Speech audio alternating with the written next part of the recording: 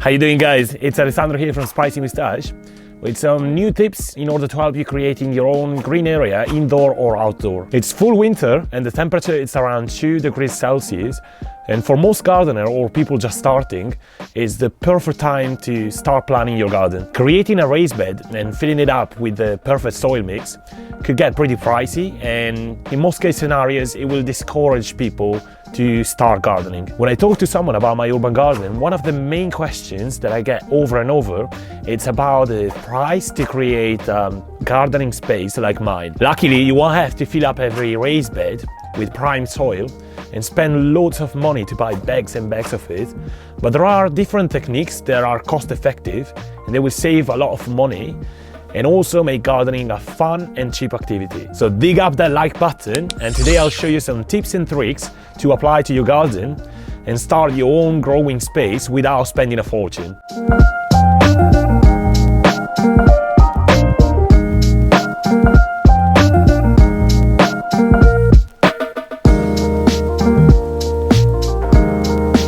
Building a tall raised bed could be pretty pricey, depending on the materials that you would like to use. And also it could be a really time-consuming activity. If you use raised beds like mine, we're talking about a minimum size of 15 inches or 390 millimeters for our European friends. I built some of my raised beds from wood scraps, but it could take a bit of time if you're not really into DIY. A great alternative to build a cheap raised bed would be to go to your closest Home Depot or B&Q or whatever DIY shop close by and ask them for a pallet collar. Simply, pallet collar are used to protect your products while in a pallet. They provide easier transport for the pallet and they allow more products to be stored. Most of the time, they have it available for a cheap price, or you can find them on eBay or Gumtree second-hand for about £5 each. They're stackable, so you can build your raised bed on different sizes based on your needs. However, I would recommend to stack just 2 to have an ideal size raised bed. They're also foldable, so you can easily store them at home or in your garden.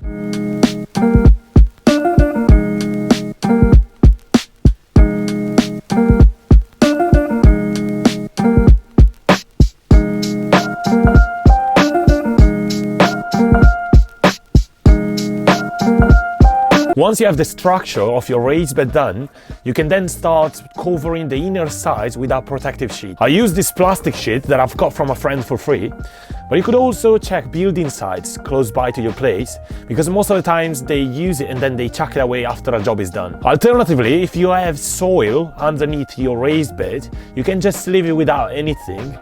But I prefer to cover the inner sides because I don't have any soil available in my urban garden. Just make sure that once your inner cover of your raised bed is done, staple all the borders and then apply some holes at the bottom so you're gonna have drainage for your raised bed. Now, when you think about plants growing in your raised bed, you have to think that the roots will grow and expand throughout all the different layers. However, they won't grow till the bottom of your raised bed, but they will grow roughly 40-50% deep. This means that potentially they won't use the 50-60% remaining layer in your raised bed. This is when Hugelkultur comes into play and makes you save a lot of money in your garden. It's a German word and people can say it all in Germanish, but I'm Italian with a bit of an English accent, and I researched a lot about how to pronounce this term, but I'm pretty sure it's still wrong. It is a really famous technique in permaculture when setting up a vegetable garden. Hugelkultur is nothing more than filling up the bottom layer of your raised bed with rotten wood. This is great for your raised garden beds because it creates a lot of nutrients, organic materials, and air pockets beneficial for the roots of the plants that you're gonna plant in there, and also a lot of many other benefits. As the year passes, the bottom layer of your raised garden beds becomes extremely rich and full of soil life. Also, as the wood shrinks, it creates a lot of air pockets, so you're kind of applying no-till gardening to your raised beds. In the first few years of life of your raised garden beds, the decomposing wood will warm up your soil and it will slightly extend the growing season. When you dig a hole and you bury some wood, you will hold nutrients, especially carbon, and it will be available for the plants that you're going to plant over it. This is called carbon sequestration. Also, because Hugelkultur retains so much water, it could be the solution to grow into the desert without applying any sort of irrigation. Just make sure that you're not using cedar wood, as it's full of natural pesticides and fungicides. Black locust, as it won't rot, and black walnut, as it could be really toxic for most plants. I use wood branches from the local woods to fill up the bottom part of my raised beds, but you could also use grass clippings or unfinished compost or old plant material. Once I placed all the wooden pieces at the bottom of my raised bed, I fill all the holes with wood chips or bark. You could also use compost, which works really good to fill up the holes. One of the best benefits of compost is that it retains water, but once your wooden pieces is gonna start to decompose, they're gonna turn into huge sponges and they're gonna retain way more water than compost, which means you're gonna have to water less your raised beds. You can then walk over it, and in this way it's gonna get more compact and make sure there are no holes left over. Once it looks packed, you can start adding your soil on top of it. You could either go for something cheap or create your own mix.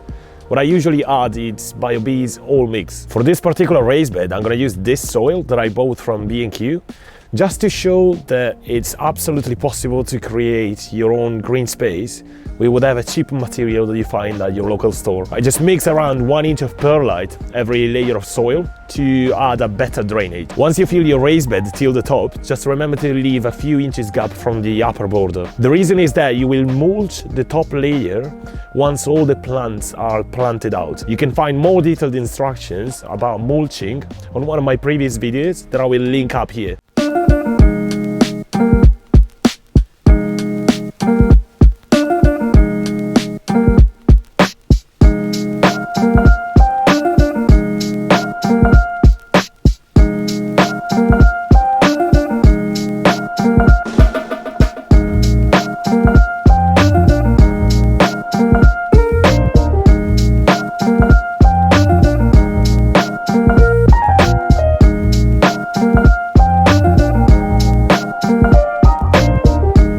To make this raised bed, I spent pretty much nothing, and it's something that anyone can do at home to create your own green space on the front yard or backyard. During the first year of your raised bed, the level of your soil will decrease due to the wood at the bottom decomposing. You just need to top up twice a year with compost and mulch, and slowly you will build the perfect soil structure for your plant. If you start making your own compost, you will end up recycling old plant material and create free food for your future plants. I hope you liked today's video, and if so, please subscribe to my channel, turn on the notification settings so you can be notified every time I post a new video.